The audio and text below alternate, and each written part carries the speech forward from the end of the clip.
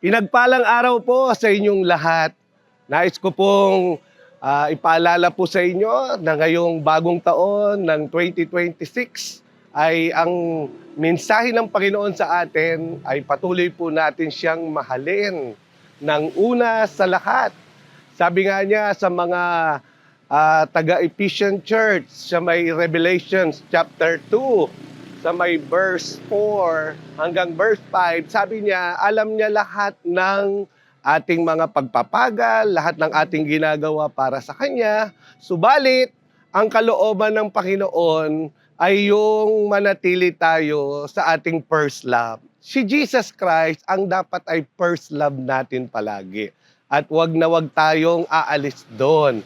Sapagkat si Jesus Christ ang nagmahal sa atin ng tunay. Ibinigay niya ang lahat-lahat para sa atin, pati ang kanyang buhay. Kaya nga, ang gawin po natin, sabi ng Panginoon, return to your first works. After we repent, we return to our first works. Yung ating mga first works, nandyan po yung ating koneksyon o pananalangin sa Panginoon. Kasama po yung atin pong pagbabasa ng kanyang salita at pakikinig sa kanyang tinig.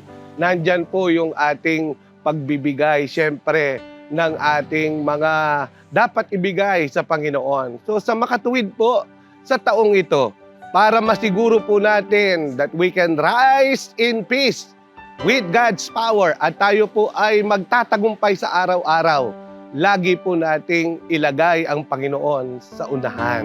Sabi nga, I seek ye first the kingdom of God and His righteousness, and all of these things shall be added unto you. So paalala lang, first things first. At ang dapat nauna palagi, walang iba kundi ang Diyos. So yan lang po ang gusto kong ibahagi sa inyo. Pagpalain po kayong lahat ng Panginoon. The Lord bless you all in Jesus' name. Amen.